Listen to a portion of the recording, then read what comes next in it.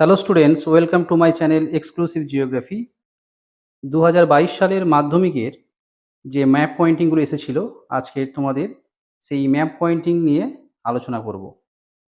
প্রতি বছরের ন্যায় ২০২২ সালেও বিভাগ চতে ৬ এর দাগে ভারতের ম্যাপ পয়েন্টিং এসেছে। প্রশ্নপত্রের সাথে প্রদত্ত ভারতের রেখা মানচিত্রে নিম্নলিখিতগুলি উপযুক্ত প্রতীক ও নামসহ চিহ্নিত করে মানচিত্রটি উত্তরপত্রের সঙ্গে জুড়ে দাও। ১ × ১০, তাহলে ১০ নাম্বারের মোট ম্যাপ পয়েন্টিং তোমাদের করতে হবে। ১০ খানা আইটেম রয়েছে। ৬ এর ১ এ রয়েছে বিন্ধ্য পর্বত, ৬ এর ২ এ মালাবার উপকূল, ৬ এর ৩ এ কাবেরী নদী, ৬ এর ৪ একটি অতি অল্প বৃষ্টিপাতযুক্ত অঞ্চল, ৬ এর ৫ একটি কৃষ্ণ মৃত্তিকা অঞ্চল, ৬ এর ৬ উত্তর পূর্ব ভারতের একটি চা উৎপাদক অঞ্চল, ৬ এর ৭ পশ্চিমবঙ্গের একটি পেট্রো-রসায়ন শিল্পকেন্দ্র, ৬ এর ৮ একটি ভারী ইঞ্জিনিয়ারিং শিল্পকেন্দ্র, ৬ এর ৯ পূর্ব উপকূলের একটি কৃত্রিম পোতাশ্রয়যুক্ত বন্দর এবং ৬ এর ১০ নতুন দিল্লি। এই যে ১০ টা আইটেম রয়েছে, এই ১০ টা আইটেম আজকের আমরা ভারতের মানচিত্রে পয়েন্ট আউট করে দেখাবো। কিভাবে এই সমস্ত আইটেমগুলোকে ম্যাপ পয়েন্টে তোমরা পয়েন্টেড আউট করবে, সেটা আমরা আজকের ভালো করে শিখে নেব। তাহলে চলো প্রথমেই আমরা ৬ এর ১ বিন্ধ্য পর্বতটাকে ড্রয়িং করি। ৬ এর ১ এ বিন্ধ্য পর্বতটা আমরা ঠিক ভারতের এই যে খাঁজটা রয়েছে, এই খাঁজ থেকে একটু দূরে ঠিক এই পজিশন থেকে আমরা এটাকে ড্রয়িং করে দেব। ঠিক এইভাবে একটু ওপরের দিকে যাবে। এইভাবে আমরা ভারতের বিন্ধ্য পর্বতকে দেখাতে পারি। ৬ এর ১ এ যেহেতু এসছে, তাই ৬ এর ১ লিখে আমরা বিন্ধ্য পর্বত লিখে দেব।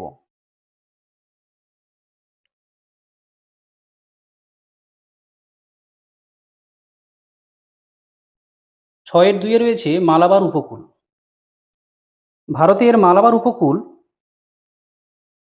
১২ ডিগ্রি যে অক্ষরেখা রয়েছে, ১২ ডিগ্রি অক্ষরেখার একটু ওপরের দিক থেকে তোমাদেরকে ড্রয়িং করতে হবে। ঠিক এই পর্যন্ত। এটাই হলো মালাবার উপকূল। এটাকে আমরা একটা সেট দিতে পারি। এইরকমভাবে সেট দিলাম। ৬ এর ২ মালাবার উপকূল।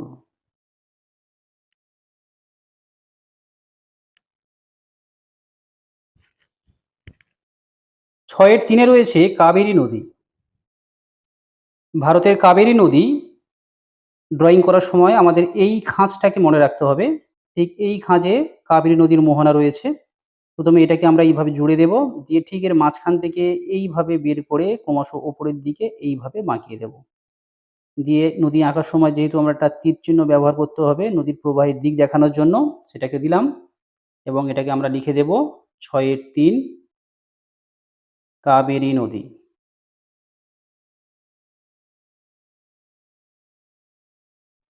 ৬ এর ৪ এ রয়েছে একটি অতি অল্প বৃষ্টিপাতযুক্ত অঞ্চল। তাহলে ভারতের এমন একটি স্থান রয়েছে যেখানে অত্যন্ত কম বৃষ্টিপাত হয়, অর্থাৎ মরুভূমি অঞ্চল। তাহলে ভারতের যে থর মরুভূমি অঞ্চল রয়েছে সেইটাকে দেখালেই এই পয়েন্টটা হয়ে যাবে। তো চলো আমরা থর মরুভূমিকে পয়েন্ট আউট করি। ভারতের পশ্চিমে ঠিক এই পজিশন থেকে আমরা এইভাবে নিয়ে গিয়ে এখানে জুড়ে দেব। দিয়ে এই ভিতরের অংশটাকে আমরা ডট দিয়ে দেখাবো। এটাই ভারতের থর মরুভূমি এবং অতি অল্প বৃষ্টিপাতযুক্ত অঞ্চল হিসেবেও আমরা দেখাতে পারি। তাহলে এটা ৬ এর ৪ এ এসে যাবে। ৬ এর ৪ একটি অতি অল্প বৃষ্টিপাতযুক্ত অঞ্চল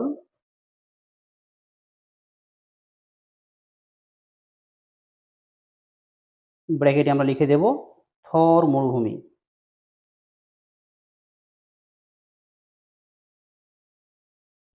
৬ এর ৫ এ রয়েছে একটি কৃষ্ণ মৃত্তিকা অঞ্চল। ভারতের ঠিক এই পজিশনে মহারাষ্ট্র মালভূমি বা ডেকান ট্র্যাপ রয়েছে, সেইটাকে আমরা পয়েন্ট আউট করে দেব।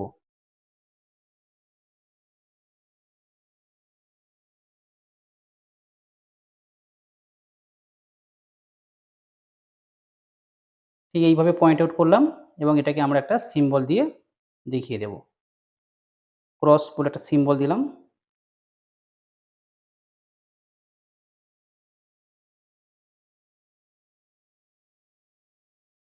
এবং এটাকে লিখে দিতে হবে ৬ এর ৫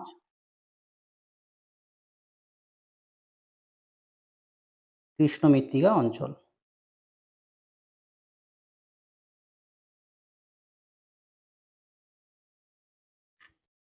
৬ এর ৬ এ রয়েছে উত্তর-পূর্ব ভারতের একটি চা উৎপাদক অঞ্চল।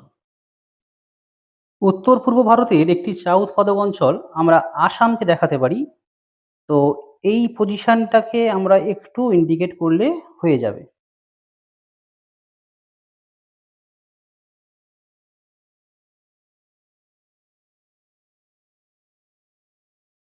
আসামের এই পজিশনটাকে আমরা চা উৎপাদক অঞ্চল হিসেবে দেখাতে পারি। একটা সিম্বল দিলাম, গাছের সিম্বল। ৬ এর ৬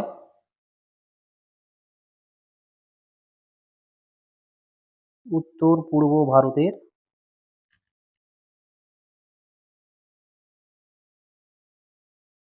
চা উৎপাদক অঞ্চল।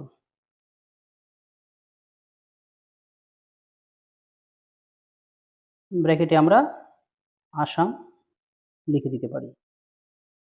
৬ এর ৭ এ রয়েছে পশ্চিমবঙ্গের একটি পেট্রো রসায়ন শিল্পকেন্দ্র। পশ্চিমবঙ্গের একটি পেট্রো রসায়ন শিল্পকেন্দ্র হিসেবে আমরা হলদিয়াকে দেখাতে পারি। হলদিয়া ড্রয়িং করার সময় পশ্চিমবঙ্গের এই নিচের যে অংশটা দিকে ভাঁজ রয়েছে, এই ভাঁজের ঠিক এই পাশে আমরা একটা পয়েন্ট আউট করে দেব। এটাই হচ্ছে হলদিয়া। তাহলে আমরা এখানে লিখব ৬ এর ৭ একটি পেট্রো রসায়ন শিল্প কেন্দ্র ব্র্যাকেটে হলদিয়া। ৬ এর ৮ এ রয়েছে একটি ভারী ইঞ্জিনিয়ারিং শিল্পকেন্দ্র। ভারী ইঞ্জিনিয়ারিং শিল্পকেন্দ্র বলতে আমরা লৌহ ইস্পাত শিল্পকে বলতে পারি, রেল ইঞ্জিন নির্মাণ কেন্দ্রকে দেখাতে পারি, জাহাজ নির্মাণ কেন্দ্রকে দেখাতে পারি। তো আমরা যেকোনো একটি পয়েন্ট আউট করে তোমাদেরকে দেখাবো।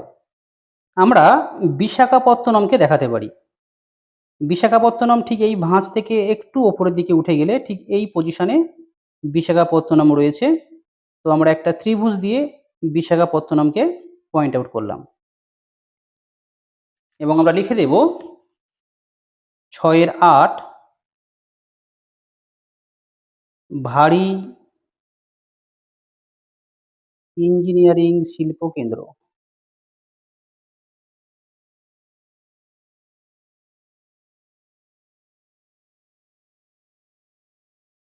ব্র্যাকেটে বিশাখাপত্তনম। বিশাখাপত্তনমে জাহাজ নির্মাণ কেন্দ্র রয়েছে, যেটাকে আমরা ভারী ইঞ্জিনিয়ারিং শিল্পকেন্দ্রের মধ্যে অন্তর্ভুক্ত করেছি। তাই বিশাখাপত্তনমটাকে আমরা পয়েন্ট আউট করলাম। ৬ এর ৯ রয়েছে পূর্ব উপকূলের একটি কৃত্রিম পোতাশ্রয়যুক্ত বন্দর। পূর্ব উপকূলের একটি কৃত্রিম পোতাশ্রয়যুক্ত বন্দর, এখানে আমরা পারাদ্বীপকে দেখাতে পারি। উড়িষ্যার পারাদ্বীপ ঠিক এই যে ভাঁজটা রয়েছে, এই ভাঁজের একটু ওপরের দিক চেপে আমরা একটা জাহাজ টাইপের সিম্বল করে দেব ছোট্ট করে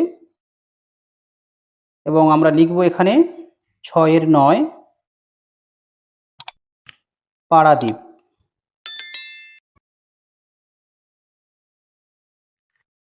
শেষ যে পয়েন্ট রয়েছে ৬ এর ১০ নতুন দিল্লি।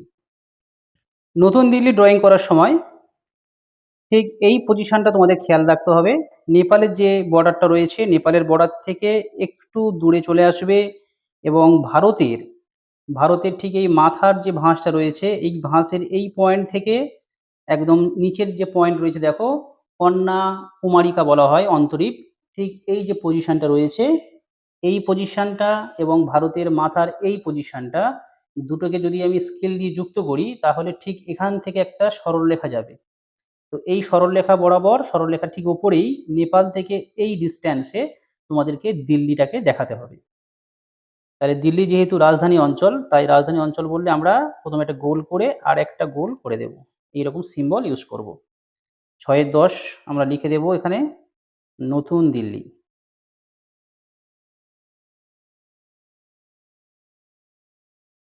এই হলো মোট ১০ টা ম্যাপ পয়েন্টিং যেটা ২০২২ সালে এসেছিল। তোমাদেরকে করে দেখালাম কিভাবে পয়েন্ট আউট করতে হবে এবং তোমরা আগে জানো যে আমরা বিগত ভিডিওতে দেখিয়েছি যে মাধ্যমিকের যে ম্যাপ দেওয়া হয় এইরকমই একটা ম্যাপ দেওয়া হবে। এটাই মাধ্যমিকের ম্যাপ। আর ঠিক রোল নাম্বারটা এখানে তোমাদের লিখতে হবে অ্যাডমিট কার্ডে। ১ম এ রোল, তারপর ড্যাশ দিয়ে নম্বর এবং এখানে অবশ্যই কোয়েশ্চেন নাম্বার ৬ এর দাগ দিতে হবে। পরবর্তী ভিডিওতে আমরা আরেকটি সালের প্রশ্নপত্র নিয়ে তোমাদের সঙ্গে আলোচনা করব।